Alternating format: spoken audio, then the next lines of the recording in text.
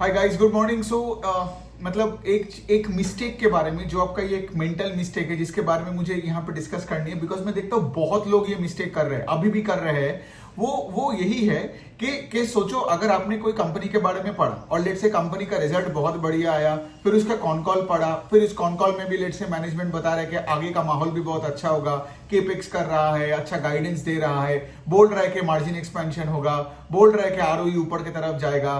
ठीक है, तो बेसिकली क्या सब कुछ सही हो रहा है यहाँ पे। लेकिन प्रॉब्लम ये हो रहा है कि आप अगले दिन सुबह उठ के चार्ट देख रहे हो स्टॉक का, और लेट से वो स्टॉक अगले दिन अगर आप देखोगे कि 2-3% नीचे है, तो आपका ये जो पूरा रिसर्च है वो आपके दिमाग से निकल के गार्बेज में चला जाता है। ठीक है, तो इसका क्या मतलब, at the end of the day आप वो डे टू डे वो मतलब वो जो होता है ना, वो डे ट्रेडर या वही चार्टिस्ट की तरह बिहेव कर रहे हो, तो फिर आप इक्विटी रिसर्च पढ़ के क्या फायदा। मैं देखता हूं कि मेरे यूट्यूब का बहुत सब्सक्राइबर्स हो या ट्विटर में भी मैं देखता हूं, लोगों मुझे डीएम करते हैं कि जब कोई कंपनी का रिजल्ट अच्छा होता है, जो भी होता है, वो अगले 1-2 दिन का चार्ट में अगर उसको ग्रीन नहीं दिखा तो उसको लगता है कि कि मार्केट को शायद कुछ एक्स्ट्रा पता है, शायद उसको कुछ मिस हो रहा है, and then he starts panicking. ठीक है, इवन दो वो कॉन कॉल बहुत बढ़िया था, इवन दो सारे नंबर्स बहुत अच्छे हैं, इवन दो लेट से मैनेजमेंट ने गाइडेंस को मीट भी किया, तो ये मिस्टेक मत करो। बिकॉज देखो, द पॉइंट इज के लिए आपको क्या पता कि वो स्टॉक में अगले दिन कौन बेच रहा है, इसी वजह से वो लाल में रहा है ना, क्या फर्क पड़ता है आपको। तो द पॉइंट इज के लिए हमारे जो दिमाग है ना, इसको मार्केट नचाता है। ठीक है, तो सोचिए अगर मार्केट नहीं होता तो क्या आप नाचते? नहीं नाचते। लेकिन सिंस आपके सामने मार्केट दिया गया है, आपके पास हमेशा ग्रीन, रेड, हरा, नीला, पीला ये सब आप देख रहे हो ना, तो प्रॉब्लम ये होता है कि आपका फोकस सिर्फ मार्केट पे ही रहता है, और ये सबसे बड़ी मिस्टेक है। आप में से देखोगे जो लोग मतलब पिछले 8 साल, 10 साल, 15-20 साल से सिर्फ मार्केट को देखे आ रहे हो, आप ही मुझे बताओ, या अगर आप किसी और को जानते भी हो ना, ऐसे आप देखोगे वो कभी पैसा नहीं बनाया, उसके लिए सिर्फ ये एंटरटेनमेंट है। जैसे ड्रीम 11 का टीम बनाने वाला होता है, तो यहां भी वैसे ही एंटरटेनमेंट होता है। ऑफिस के क्यूबिकल में बैठते हैं और कभी ट्रेडिंग कर लिया, कभी 500 कमाया, कभी 300 गवाया। ये सब चीजें करने के लिए आप मेरे को फॉलो मत करो। ठीक है, मतलब I don't want my subscribers to be so shallow. ठीक है, मतलब हल्का फुल्का चिप्स का पैकेट वाला बंदे मेरे को फॉलो करे, ये गलत बात है ना। मैं इसीलिए एक चीज बार बार बता रहा हूं कि अगर कोई कंपनी अच्छा कर रहे है तो उसके साथ आपको रहना पड़ेगा, मार्केट का वॉलेटिलिटी को झेलना पड़ेगा। Who cares. सोचिए फॉर एग्जांपल, आज जो कंपनी मेरे टॉप होल्डिंग में है, पोर्टफोलियो में, अगर लेट से फॉर एग्जांपल आज कोई बड़ा यहाँ पे लेट से कोई ब्लॉक डील हुआ, कुछ भी हुआ, और से फॉर एग्जांपल वो स्टॉक 5% या 10% नीचे चला गया, तो क्या मैं अपने सारे स्टॉक बेच दूं? बिकॉज वो लाल में पड़ा है। अब मुझे तो ये नहीं पता है कि ब्लॉक डील क्यों हो रहा है, कोई क्यों बेच रहा है, कोई क्यों खरीद रहा है, मुझे बोल के थोड़ी वो कर रहा है, और कौन कर रहा है वो भी मुझे नहीं पता, उसका आइडेंटिटी। तो मैं सिर्फ एक चार्ट देख के अपने स्टॉक को थोड़ी बेच दूं, जो से फॉर एग्जांपल बिजनेस इतने सालों से अच्छे किए जा रहे हैं, जिनका मैनेजमेंट के साथ बात करके मुझे बहुत अच्छा लगा, गाइडेंस अच्छा है, पूरा इन्वेस्टमेंट चेकलिस्ट क्लियर कर रहा है।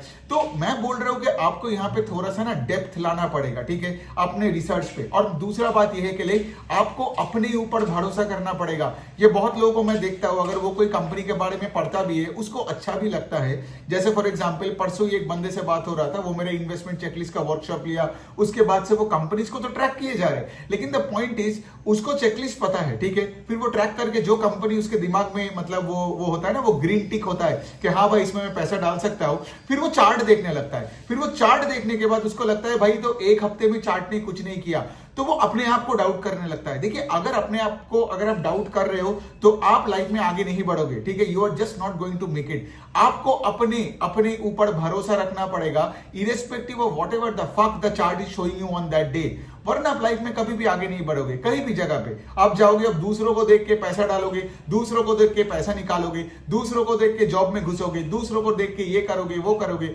मतलब क्या, at the end of the day आप वही एक रैट रेस का एक रैट बन के रह जाओगे।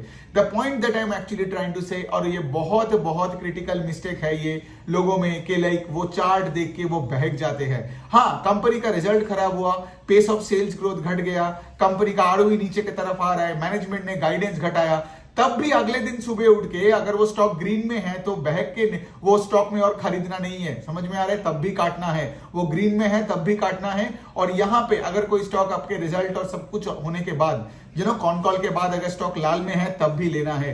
द पॉइंट इसके लिए मार्केट से आप वैलिडेशन लेना बंद करो, because you are taking validation on a month on month, day on day, hourly basis पे आप वैलिडेशन ले रहे हो। ये थोड़ी कोई करता है। मार्केट में तो हमेशा कोई बेचना खरीदना हो ही रहा है, तो क्या पता उस स्टॉक में सारे एफएनओ ट्रेडर्स का कोई डील कर रहा है, कोई एफएनओ में एंट्री मारा, कोई बाहर चला गया।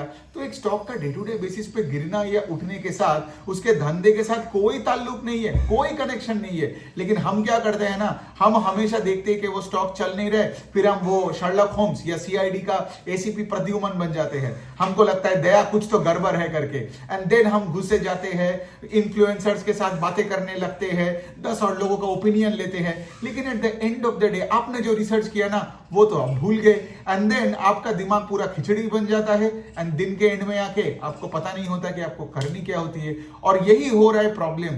तो मैं बार बार एक चीज बता रहा हूं कि अपने काम पे फोकस करो, प्रोसेस पे फोकस करो।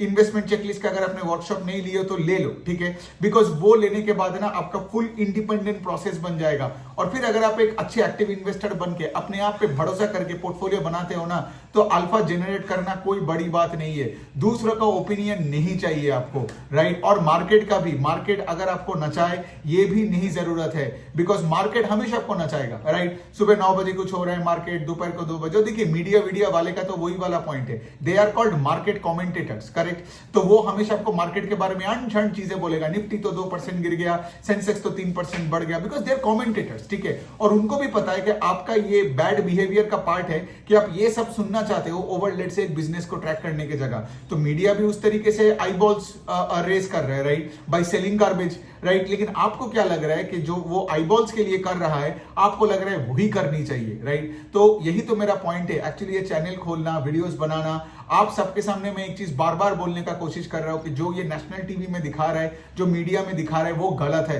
गलत इन द सेंस मतलब वो आपको पूरा गलत दिशा में लेके जाएगा, ठीक है। बिकॉज कल अगर निफ्टी 2% बढ़ा, 1% घटा, और वो कुछ भी चीज पे आप देखोगे वो कनेक्ट कर देता है, ठीक है। कोई रशिया यूक्रेन के साथ कनेक्ट कर दिया, कोई पॉलिटिक्स के साथ कनेक्ट कर दिया। उनको यही नहीं समझ में आता है कि इतना आसान नहीं है दुनिया। The world is way too much complicated for you to make a 1-to-1 correlation, ठीक है। तो एक धंधे में भी वही है। तो अगर आप एक इक्विटी रिसर्च एनालिस्ट, आपको अच्छा बनना है, अगर आपको से इस फील्ड में आगे जाके जॉब करनी है या आपको अपने पोर्टफोलियो मैनेजमेंट करनी है, तो आपको तो सबसे पहले चाहिए कि आपका विश्वास पे और आपके कॉन्फिडेंस पे आपको पोर्टफोलियो बिल्ड करनी है। लेकिन अगर आपको मार्केट नचाता गया, मीडिया का कोई पोपट आके नचाता गया, आपको कोई इन्फ्लुएंसर नचाता गया, तो आप काहे का रिसर्च कर रहे हो। देन ये सब पीपीटी कॉन कॉल पढ़ना बंद करो और सिर्फ बैठ के चार्ट देखो और दिन में 500 रुपए कमाने का सोचो। सो ये है पॉइंट।